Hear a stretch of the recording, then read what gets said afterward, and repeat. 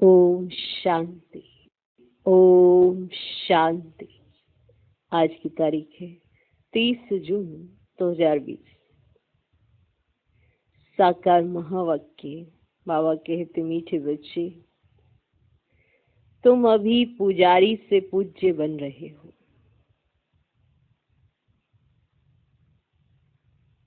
तुम अभी पुजारी से पूज्य बन रहे हो। पूज्य बाप आए हैं तुम्हें आप समान पूज्य बनाने। तुम अभी पुजारी से पूज्य बन रहे हो। पूज्य बाप आए हैं तुम्हें आप समान पूज्य बनाने। आज का प्रश्न, तुम बच्चों के अंदर कौन सा दृढ़ विश्वास है? तुम बच्चों के अंदर कौन सा दृढ़ विश्वास है?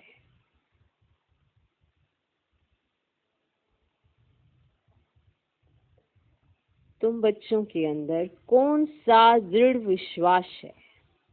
उत्तर, तुम्हें दृढ़ विश्वास है कि हम जीते जी बाप से पूरा वर्षा लेकर ही छोड़ेंगे। तुम्हें दृढ़ विश्वास है कि हम जीते जी बाप से पूरा वर्षा लेकर ही छोड़ेंगे।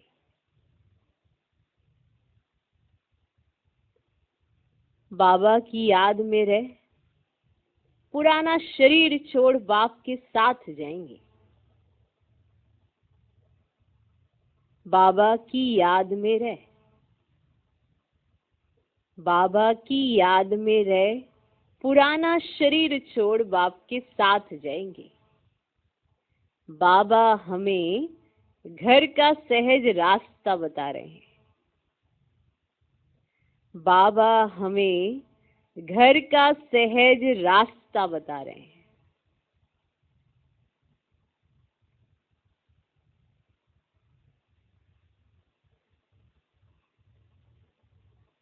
तुम्हें दृढ़ विश्वास है कि हम जीते जी बाप से पूरा वर्षा लेकर ही छोड़ेंगे। बाबा की याद में ये पुराना शरीर छोड़ बाप के साथ जाएंगे। बाबा की याद में ये पुराना शरीर छोड़ बाप के साथ जाएंगे। बाबा हमें घर का सहज रास्ता बता रहे हैं। तो ये दृढ़ विश्वास है। क्या है? दृढ़ विश्वास है। एक विश्वास, एक दृढ़ विश्वास, अंतर क्या है? हमें विश्वास है, लेकिन मेरा दृढ़ विश्वास है, मानो उसमें तो कोई भी बात का संशय उत्पन्न ही नहीं हो सकता। विश्वास है तो कोई ना कोई कभी तोड़ भी सकता है। अगर दृढ़ विश्वास है तो वो टूटता नहीं है।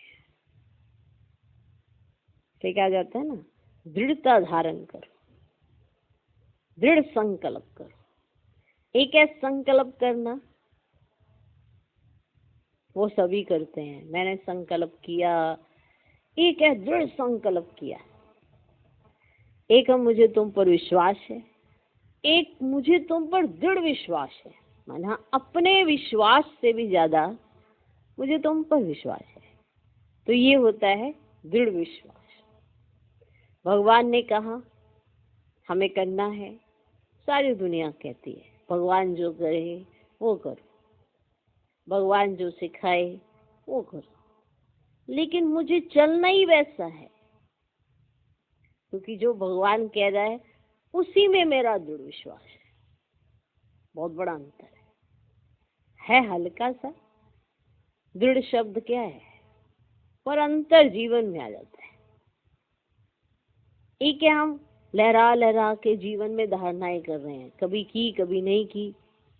एक है दृढ़ धारणा, दृढ़, जो कोई तोड़ ही ना सके।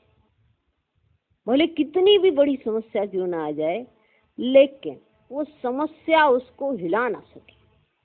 ये दृढ़ विश्वास है कि भगवान ने अगर कहा ऐसा तो माना वो तो सिद्ध होना ही है। दृढ़। तो इसीलिए माया से भले कितनी बार भी हमारी युद्ध क्यों ना हो जाए, और मेरा दृढ़ विश्वास है कि जीत तो मेरी होगी, क्योंकि सर्वशक्तिमान साथ है। ये क्या है? दृढ़ विश्वास है। एक विश्वास है भगवान साथी है, भगवान सबका साथ देता है, मेरा भी देगा। एक विश्वास है, एक दृढ़ विश्वास है कि जिसके साथ भगवान है ना, उसका कोई बाल भी बांका नहीं कर सकता। ये क्या है? दृढ़ विश्वास है। तो दृढ़ संकल्प, दृढ़ विश्वास, ये जो दृढ़ता शब्द है, ये अपने आप में सफलता दिला देती है। दृढ़ता में ही सफलता है। जैसे कहा जाता है दृढ़ता सफलता की चाबी है। जो भी संकल्प आप करें, अगर दृढ़ है तो सफलता जरूर मिलती है। और अगर आपका विश्वास दृढ़ है तो वो कार्य होना ही है, चाहे कैसे भी ड्रामा घूमे, होना ही है। क्या है आपका? दृढ़ विश्वास है। जैसे बताया कि यज्ञ रचा जाए, बारिश आनी चाहिए, तो यज्ञ रचा किसी ने, तो एक छाता लेके गया। क्यों? क्योंकि उसका दृढ़ विश्वास है। नहीं, विश्वास नहीं है, उसका दृढ़ विश्वास है, तो वो छाता भी लेके गया, क्योंकि बारिश आएगी तो भीग भी तो जाएंगे। आ नहीं रही है, यज्ञ भी रचा है बारिश के लिए। बड़ा अच्छा उदाहरण कि जिससे ये साबित होता है कि आपका विश्वास है या दृढ़ विश्वास है, जिसके आधार पर ही आपकी अवस्था है, आपकी स्थिति है। ठीक, एक मेरा विश्वास है कि भगवान सब ठीक करेगा, सब ठीक हो जाएगा, पर अंदर खटपट खटपट चल रही। एक दृढ़ विश्वास है, ठीक होने के लिए ये सब कुछ हो रहा है। तो इसीलिए क्या आपका विश्वास है या आपका दृढ़ विश्वास है, इसमें जरूर चेक करना। और जब दृढ़ विश्वास है तो ड्रामा को आपके हिसाब से चलना पड़ता है। उसको घूम फिरा के, चाहे कितनी भी सिचुएशन क्यों ना आ जाए, उसे घूम फिरा के आपके हिसाब से ढलना पड़ता है, क्योंकि आपका क्या है? दृढ़ विश्वास है। आप दूसरा थॉट ही नहीं आने देते हो कि ये नहीं हो सकता। तो इसीलिए तुम्हें दृढ़ विश्वास है कि हम जीते जी बाप से पूरा वर्षा लेकर ही छोड़ेंगे। बाबा की याद में ये पुराना शरीर छोड़ बाप के साथ जाएंगे। बाबा हमें घर का सहज रास्ता बता रहे हैं। ये 3 पॉइंट में आपका विश्वास है या दृढ़ विश्वास है, उसके आधार पर आपकी अवस्था है। ओके, आज का गीत है ओम नमो शिवाय। ओम शांति, ओम शांति, ओम शांति। तो बहुत मनुष्य कहते रहते हैं ओम शांति, तो बहुत मनुष्य कहते रहते हैं, बच्चे भी कहते हैं ओम शांति। अंदर जो आत्मा है वह कहती है ओम शांति, परंतु आत्माएं तो यथार्थ रीति अपने को जानती नहीं है, ना बाप को जानती हैं। भल पुकारते हैं, परंतु बाप कहते मैं जो हूँ जैसा हूँ यथार्थ रीति मुझे कोई नहीं जानते। मैं जो हूँ जैसा हूँ यथार्थ रीति मुझे कोई नहीं जानते। ये भी कहते हैं, है ना ब्रह्मा बाबा, ये भी कहते हैं कि मैं अपने को नहीं जानता था कि मैं कौन हूँ, कहाँ से आया हूँ। ये किसने कहा? ब्रह्मा बाबा ने। आत्मा तो मेल है ना, बच्चा है, फादर है परमात्मा, तो आत्मा ही आपस में ब्रदर्स हो गई। फिर शरीर में आने के कारण कोई को मेल कोई को फीमेल कहते हैं, परंतु यथार्थ आत्मा क्या है ये कोई भी मनुष्य मात्र नहीं जानते। अभी तुम बच्चों को यह नॉलेज मिलती है, जो फिर तुम साथ ले जाते हो, वहां ये नॉलेज रहती है हम आत्मा हैं, ये पुराना शरीर छोड़ दूसरा लेते हैं। आत्मा की पहचान साथ में ले जाते हैं। तो ये याद रहता है ना, उस समय जब शरीर छोड़ने पर होते तो ये स्मृति आ जाती है, और जब कोई संतान पैदा होने वाली होती तो ये स्मृति आ जाती है। वंडर है। और शरीर छोड़ने पे होते हैं तो ये स्मृति आ जाती है कि ये शरीर छोड़ दूसरा लेना है। तो ये आत्मा की पहचान ले जाते हैं। कौन कौन ले जाते हैं? हम आत्माएं। हम आत्माएं ये पुराना शरीर छोड़ दूसरा लेते हैं, आत्मा की पहचान साथ में ले जाते हैं। पहले तो आत्मा को भी नहीं जानते थे, मोटे रूप से जानते हैं और मोटे लिंग रूप को ही याद करते हैं। मैं आत्मा बिंदी हूँ, बाप भी बिंदी है, उस रूप में याद करें, ऐसे बहुत थोड़े हैं। नंबरवार बुद्धि है ना, कोई तो अच्छी रीति समझकर औरों को समझाने लग पड़ते हैं। तुम समझाते हो अपने को आत्मा समझ और बाप को याद करना, वही पतित पावन है। पहले तो मनुष्यों की आत्मा की ही पहचान नहीं है, तो वह भी समझाना पड़े। अपने को जब आत्मा निश्चय करें तब बाप को भी जान सके। आत्मा को ही नहीं पहचानते हैं, इसलिए बाप को भी पूरा जान नहीं सकते। अभी तुम बच्चे जानते हो हम आत्मा बिंदी है? जानते हो क्या है? हम बिंदी हैं। इतनी छोटी सी आत्मा में 84 जन्मों का पार्ट है, ये भी तुमको समझाना पड़े। नहीं तो सिर्फ कहते ज्ञान बहुत अच्छा है, भगवान से मिलने का रास्ता बड़ा अच्छा बताते हैं, परंतु मैं कौन हूँ, बाप कौन है, ये नहीं जानते। सिर्फ अच्छा अच्छा कह देते हैं। कोई तो फिर ऐसे भी कहते हैं, ये तो नास्तिक बना देते हैं। कोई तो ऐसे भी कहते हैं, क्योंकि उनकी भक्ति पूजा पाठ छूट जाती है और चारों तरफ ये रूमर फैल जाता है, ये तो नास्तिक बना देते हैं। तुम जानते हो ज्ञान की समझ कोई में भी नहीं है। तुम समझाते हो, अभी हम पूज्य बन रहे हैं। हम किसकी पूजा नहीं करते हैं, क्योंकि जो सबका पूज्य है, ऊंच से ऊंच भगवान, उनकी हम संतान है। वे है ही पूज्य पिताश्री। अभी तुम बच्चे जानते हो पिताश्री हमको अपना बना कर और पढ़ा रहे हैं। जानते हो पिताश्री हमको अपना बना के पढ़ा रहे हैं। सबसे ऊंच से ऊंच पूज्य एक ही है, उनके सिवाय और कोई पूज्य बना ना सके। पुजारी जरूर पुजारी ही बनाएंगे, दुनिया में सब है पुजारी। तुमको अभी पूज्य मिला है जो आप समान बना रहे हैं। माना भगवान सबसे नंबर 1, माना सबसे ऊंचे से ऊंचा पूज्य है ना, तो वो अपने जैसा पूज्य बना देते हैं। इसीलिए तुम किसी की पूजा नहीं करते हो, क्योंकि अभी तुम क्या बन रहे हो? पूज्य बन रहे हो। तुमसे पूजा छुड़ा दी है, तुम किसकी पूजा करेंगे? अपनी किसकी पूजा करें? इसीलिए तुमसे पूजा छुड़ा दी है कि चलो पूज्य बनो। अपने साथ ले जाते हैं। ये छीछी दुनिया है, ये है ही मृत्यु लोक। भक्ति शुरू ही तब होती है जब रावण राज्य होता है। पूज्य से पुजारी बन जाते हैं, फिर पुजारी से पूज्य बनाने के लिए बाप को आना पड़ता है। अभी तुम पूज्य देवता बन रहे हो, आत्मा शरीर द्वारा पाठ बजाती है। अभी बाप हमको पूज्य देवता बना रहे हैं आत्मा को पवित्र बनाने के लिए। तो तुम बच्चों को युक्ति दी है, बाप को याद करने से तुम पुजारी से पूज्य बन जाएंगे, क्योंकि वे बाप है सर्व का पूज्य। क्या है? तो तुम बच्चों को युक्ति दे दी ना कि क्या बनो, अभी क्या बनो? पूज्य। तो जो आधा कल्प पुजारी बनते हैं वे फिर आधा कल्प पूज्य बनते हैं। ये भी ड्रामा में पार्ट है। ड्रामा के आदि मध्य अंत को कोई भी नहीं जानते। अभी बाप द्वारा तुम बच्चे जानते हो और दूसरों को भी समझाते हो। पहली मुख्य बात ये समझानी है अपने को, आत्मा बिंदी समझो। आत्मा का बाप वह निराकार है, वह नॉलेजफुल हुई आकर पढ़ाते हैं, सृष्टि के आदि मध्य अंत का राज समझाते हैं। बाप आते हैं एक बार, उनको जानना भी एक बार होता है। देखो वो आते हैं, अपने बारे में बताते हैं, अपने जैसा पूज्य बनाते हैं, अपनी सारी समझ देते हैं। अभी हमें उन्हें जानना है अच्छे से। एक ही बार चांस मिलता है कल्प के अंदर। आते भी एक ही बार संगम युग पर है। पुरानी पतित दुनिया को आकर पावन बनाते हैं। अभी बाप ड्रामा प्लान अनुसार आए हैं, कोई नई बात नहीं है।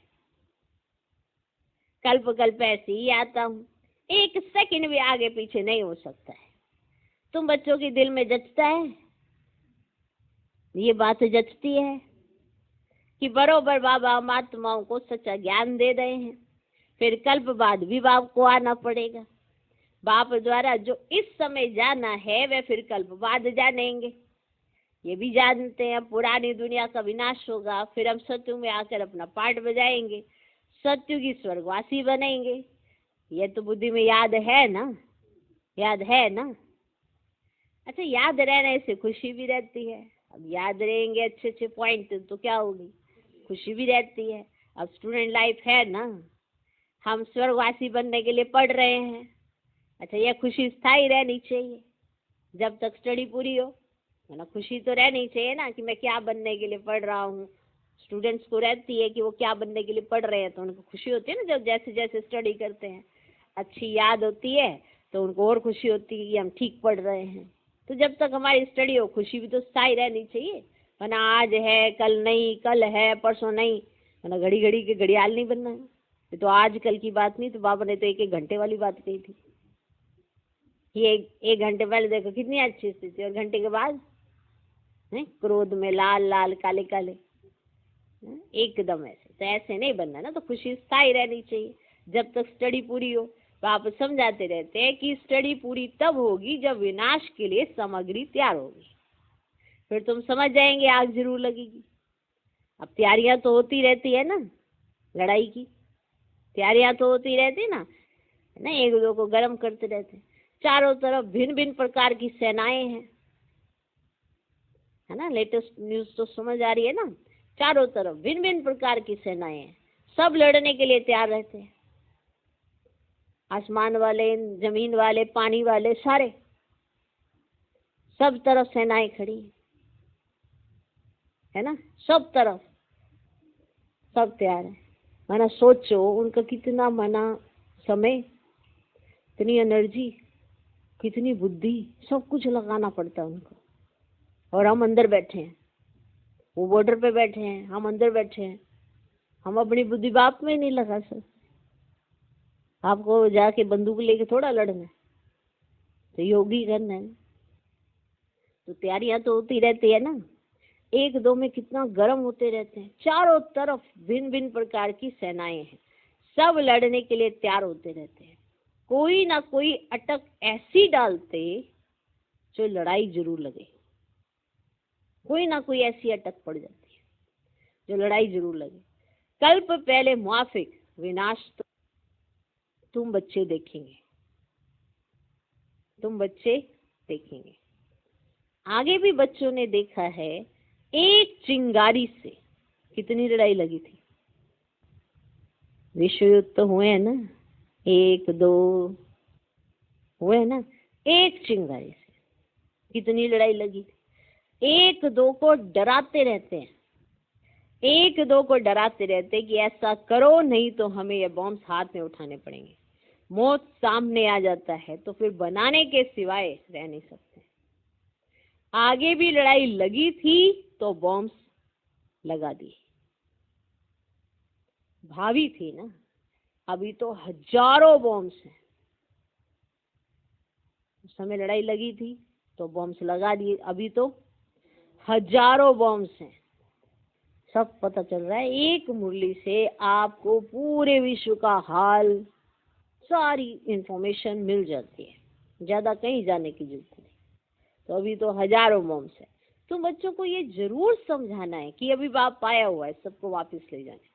सब पुकारे हे पतित पावन आओ, इस छीछी दुनिया से हमको पावन दुनिया में ले चलो। तुम बच्चे जानते हो पावन दुनियाएं हैं दो, मुक्ति और जीवन मुक्ति। सबकी आत्माएं पवित्र बन मुक्ति धाम चली जाएंगी। ये दुखधाम विनाश हो जाएगा जिसको मृत्यु लोक कहा जाता है। पहले अमरलोक था, फिर चक्र लगाए अब मृत्यु लोक में आए हो। फिर अमरलोक की स्थापना होती है, वहां अकाले मृत्यु कोई होती नहीं, इसीलिए उनको अमरलोक कहा जाता है। शास्त्रों में भी भल अक्षर हैं, परंतु यथार्थ रीति कोई भी समझ से नहीं है। ये भी तुम जानते हो, बाबा आया हुआ है, मृत्यु लोक का विनाश जरूर होना है, ये 100% सर्टेन है। बाप समझा रहे हैं कि अपनी आत्मा को योग बल से पवित्र बनाओ, मुझे याद करो तो विक्रम विनाश हो जाएंगे। परंतु ये भी बच्चे याद नहीं कर सकते। मैं बस इतना ही तो कहता हूँ, तुम मुझे याद करो तो विक्रम विनाश हो जाएंगे। विक्रम तो हुए हैं बहुत सारे, वो विनाश हो जाएंगे। परंतु बच्चे, ये भी बच्चे याद नहीं कर सकते। बाप से वर्षा अथवा राजाई लेने में मेहनत तो चाहिए ना। जितना हो सके याद में रहना है, अपने को देखना है कितना समय हम याद में रहते हैं और कितनों को याद दिलाते हैं। मन मना भव, इनको मंत्र भी नहीं कहा जाए, यह है बाप की याद।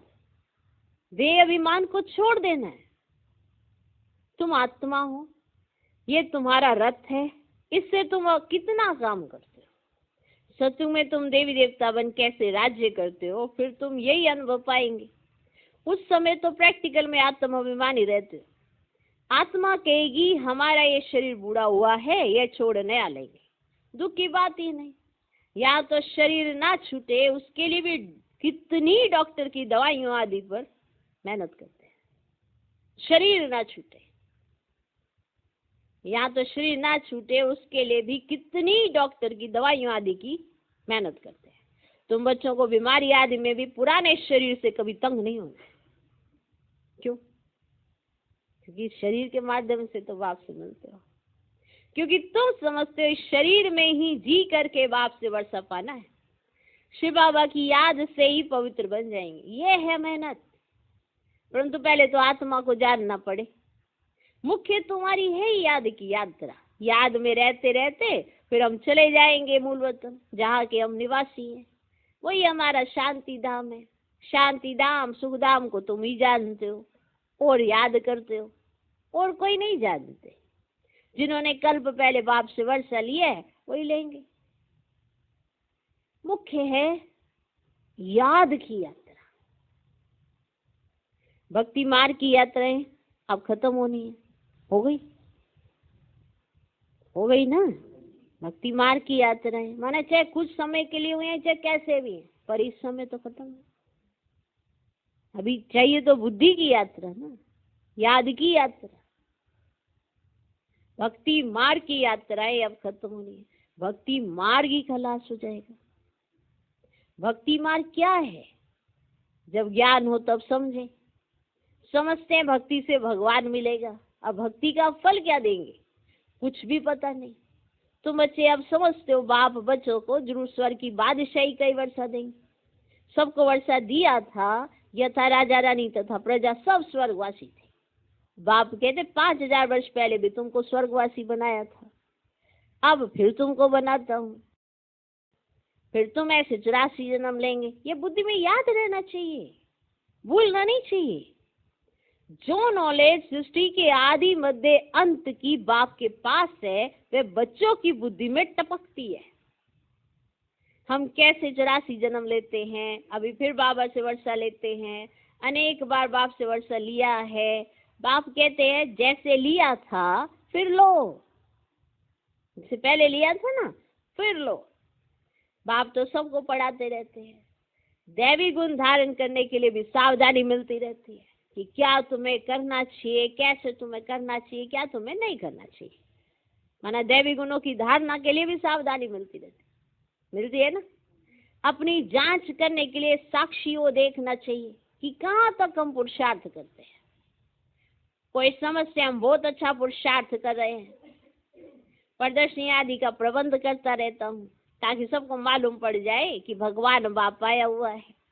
मनुष्य बेचारे सब घोर नींद में सोए हुए हैं, ज्ञान का किसी को भी पता ही नहीं है, तो जरूर भक्ति को ऊंची समझेंगे।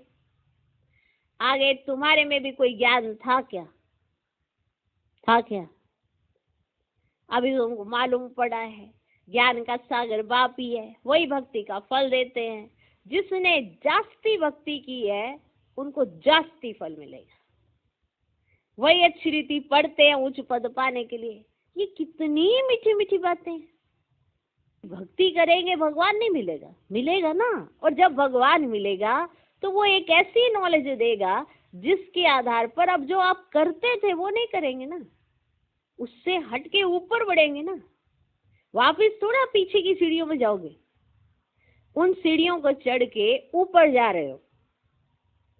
ओके, भक्ति की सीढ़ियां चढ़कर ऊपर जाने का पुरुषार्थ करो, माना भगवान से मिलने के लिए। अब भगवान से जब मिल जाओगे तो और ऊपर जाओगे कि नीचे फिर वापस आओगे भक्ति करने के लिए? भक्ति की भगवान से मिलने के लिए। अब भगवान मिला ज्ञान दिया, समझ दी कि मैं जो हूँ, जैसा मुझे, जैसे तुम यथार्थ नहीं जान देगा ना, मैं तुम्हें बताता हूँ। तुमने मुझे ऐसे याद किया पर मैं ऐसा नहीं हूँ।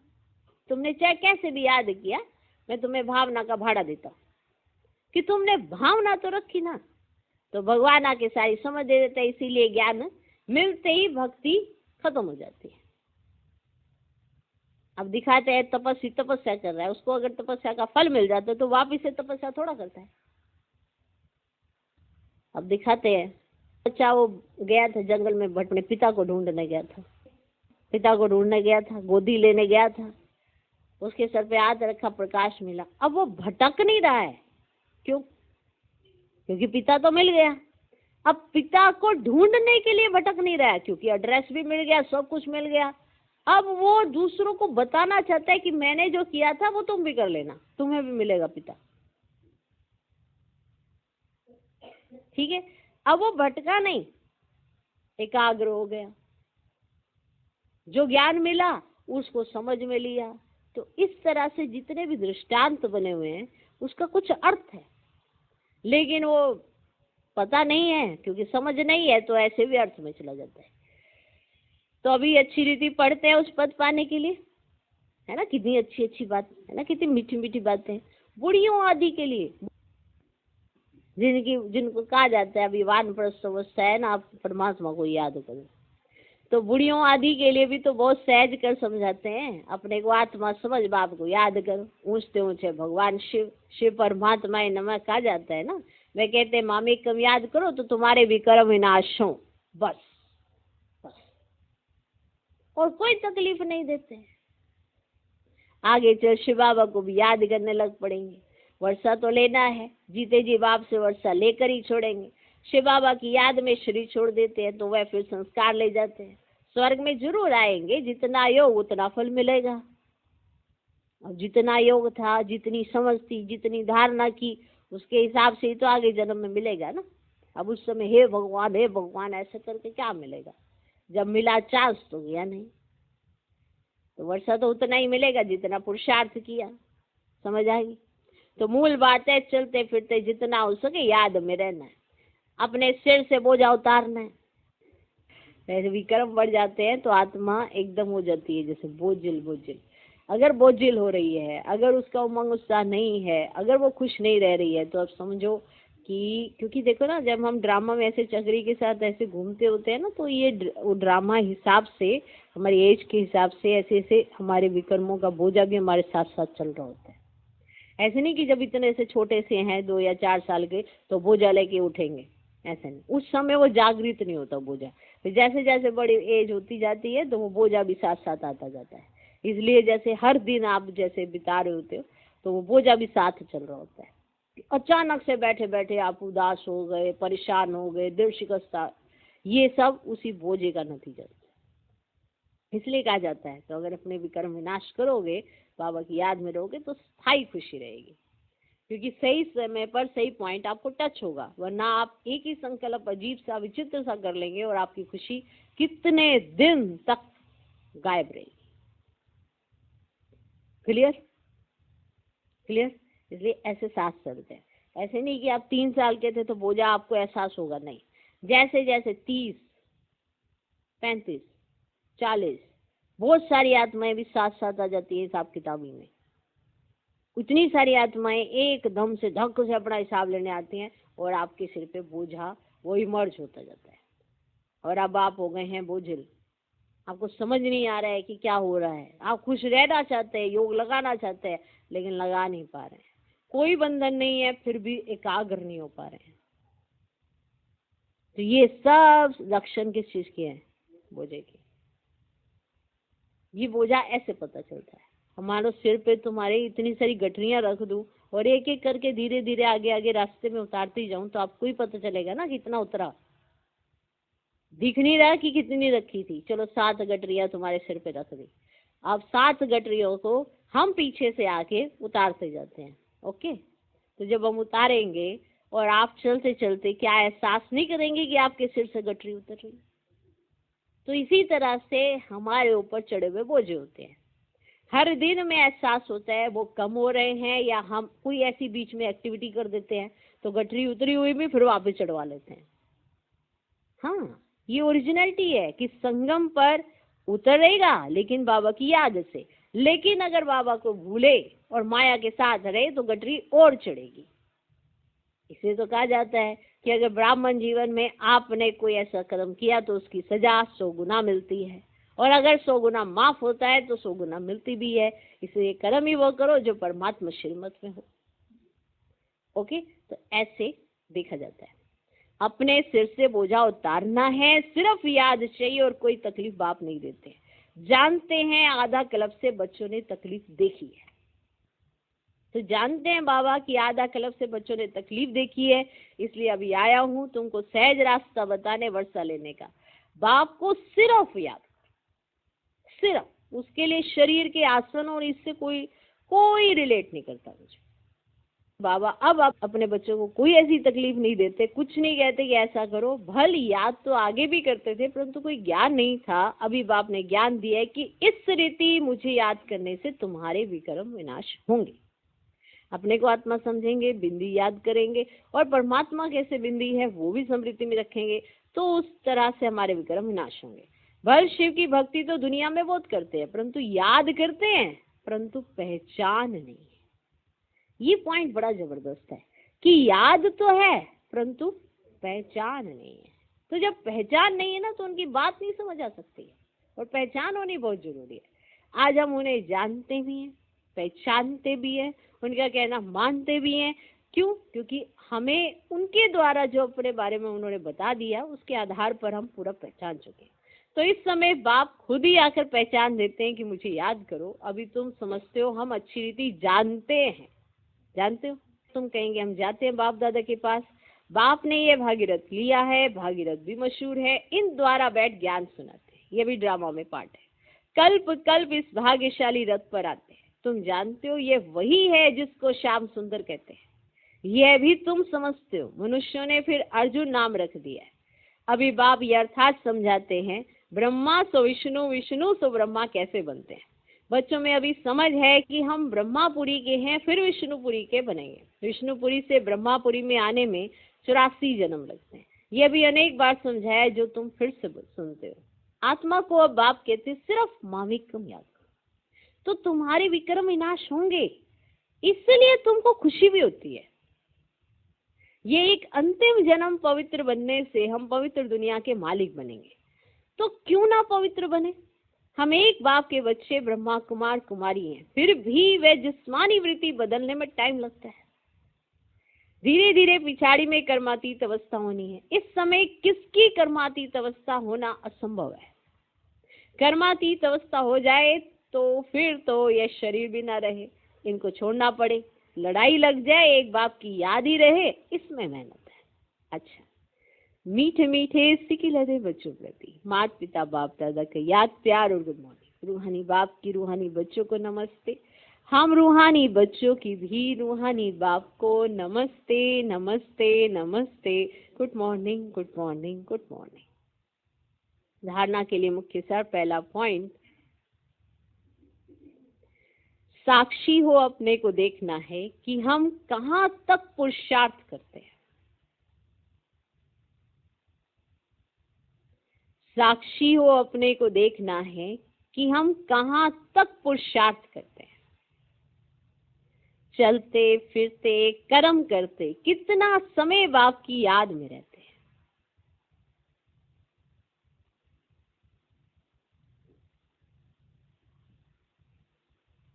साक्षी हो अपने को देखना है कि हम कहां तक पुरुषार्थ करते हैं। चलते फिरते कर्म करते कितना समय बाप की याद में रहते हैं।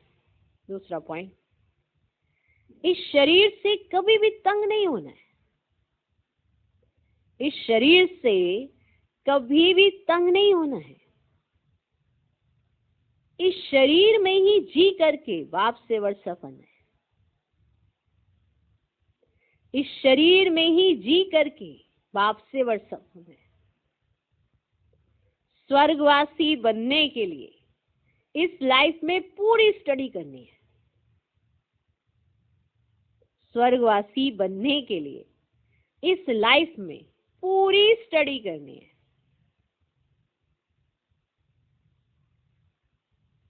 आज का वरदान, मास्टर रचयिता की स्टेज द्वारा